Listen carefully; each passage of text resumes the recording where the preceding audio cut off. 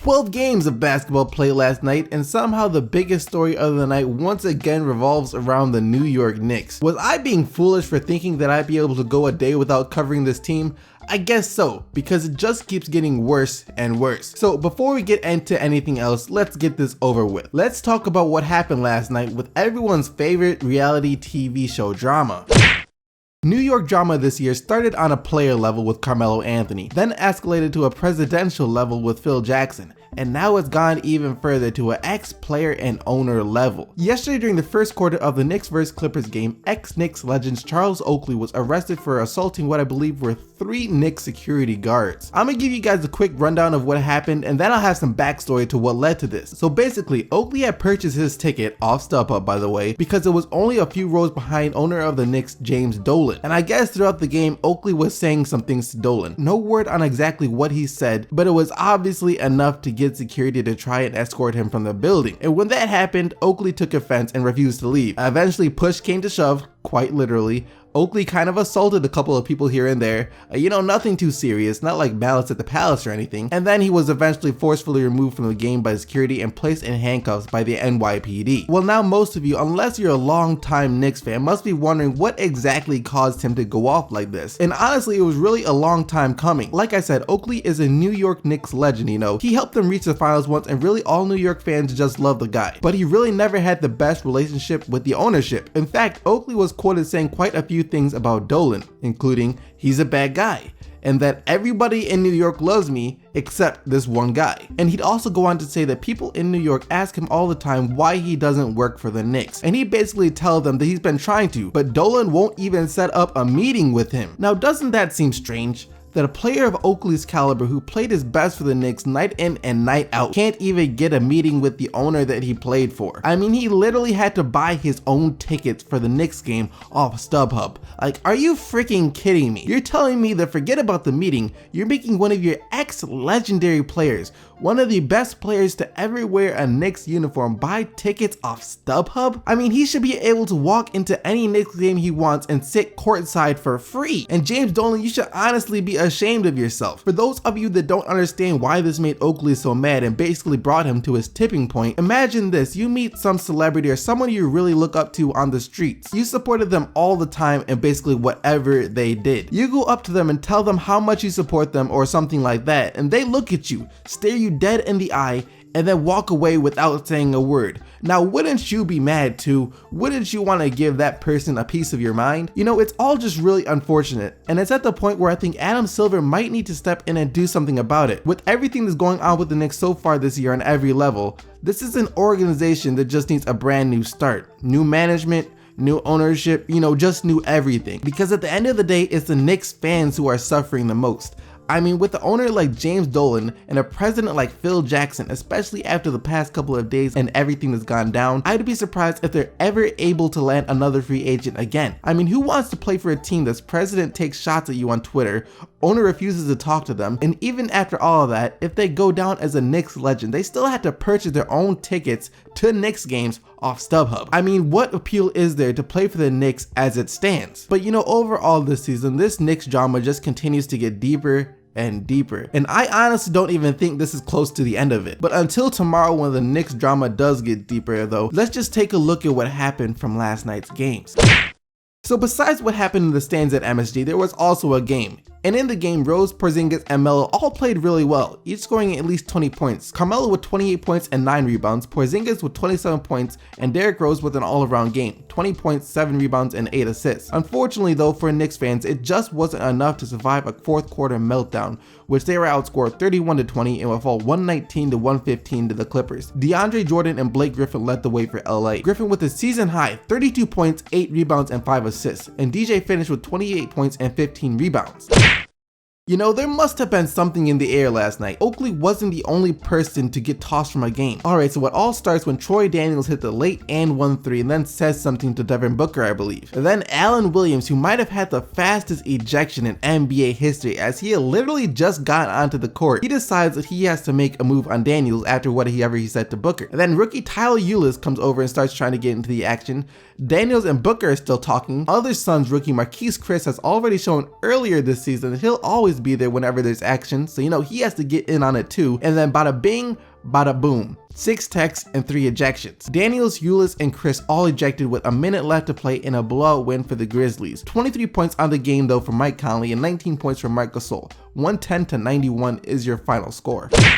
No Jimmy Butler, no D Wade, so really no chance for the Chicago Bulls. And the final score kind of reflected that too. 123-92. The Warriors really couldn't miss and the Bulls really couldn't make, and I guess Draymond Green kind of felt bad as he accidentally scored for the Chicago Bulls. 28 points for Klay Thompson, 22 points, 10 rebounds, and 7 assists for KD, and Draymond Green had 19 points, 8 rebounds, and 6 assists as the Warriors shoot 55% from the field and 53% from 3 on the night.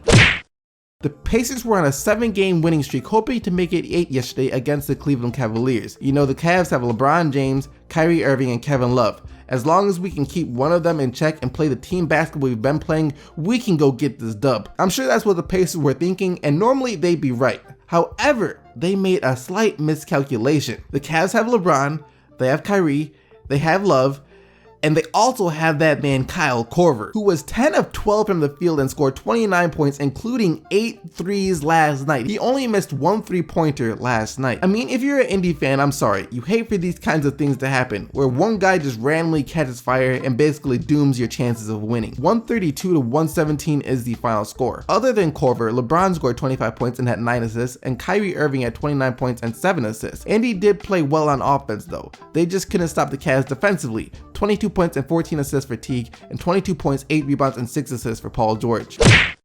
This was really a bittersweet game for Bucks fans. They got Chris Middleton back as he played 15 minutes off the bench in his first action of the year. That's great to see, but what's not good to see is young Bucks star Jabari Parker go down and had to be helped off the court by his teammates. Now he has been diagnosed with a sprained knee, so thankfully it wasn't another ACL injury or anything, but still, you get one player back and you lose another. I'm really sorry about that, Bucks fans. And the Heat won their 12th straight game in a row, even without Dion Waiters himself, as he is out with a sprained left ankle. And no pun intended, but the Heat are literally the hottest team in the league at the moment. 23 points and 16 rebounds for Hassan Whiteside, and James Johnson at 20 off the bench.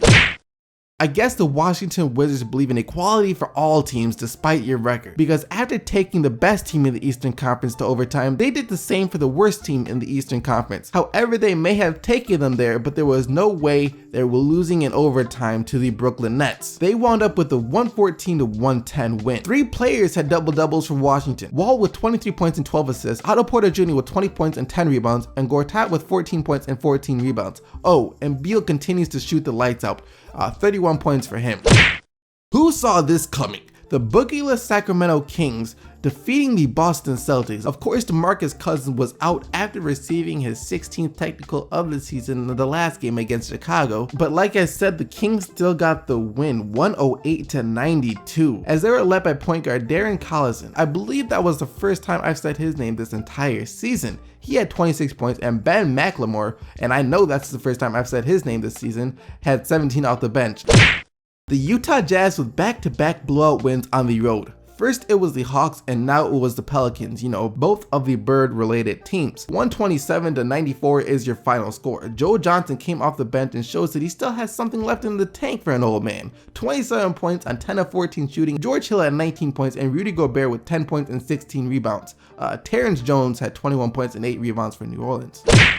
Lance Stevenson, who after being cut by the Pelicans 6 games into the season, returned to action last night for a new team, the Minnesota Timberwolves, and it turns out that he is their savior as they are now undefeated in games that he plays. Actually, maybe it's a bit too soon for that. But the Wolves did get the 112-109 win over the Raptors, an impressive win. 29 points and 14 rebounds for Karl Anthony Towns, and Andrew Wiggins at 31. For the Raptors, DeRozan did score 30 and Lowry did score 20, but honestly, they were just kind of outplayed last night. Lance Stevenson had 6 points and 4 rebounds in his 20 minutes off the bench. The Pistons got the win last night, 121-102 over the Los Angeles Lakers, and I can smell it coming. The Reggie Jackson trade, as it seems SVG is finally starting to see that he just might be the problem. He only played 23 minutes last night and had 4 points and 8 assists, while Ish Smith had 10 points and 7 assists off the bench in his 21 minutes. Andre Drummond led the Pistons though with 24 points, 17 rebounds, and 4 blocks. And as a Pistons fan, this is what I was expecting from Dre all season long. Kawhi Leonard returned after sitting out the last game against the Grizzlies with a sore left quad, and he immediately made his presence known. 32 points, 6 rebounds, and 5 assists for Leonard as the entire Spurs starting lineup scored in double figures. And the Spurs, like the Warriors, shoot over 50% from the floor and 50% from 3 to sink the Sixers 111-103. The Hawks bounced back after the loss to the Jazz to beat the Nuggets last night 117-106. Dennis Schroeder had 24 points and 10 assists on the night, and really the entire Atlanta starting lineup played well. Millsap had 23 points, 6 rebounds, and 5 assists, and Howard with 11 points and 13 rebounds. Really solid team play for Atlanta as they don't blow a 25-point lead. And that about wraps up all the action for the day 107 recap of the 2016-2017 NBA season, and now it's time to get into the player of the day.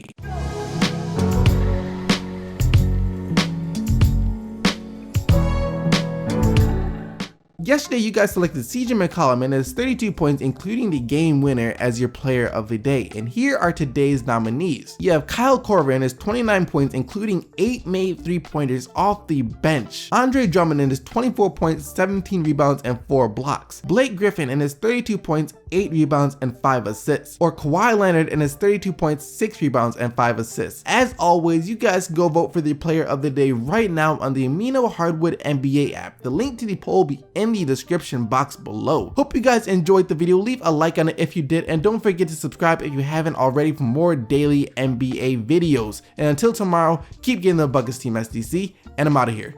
Peace!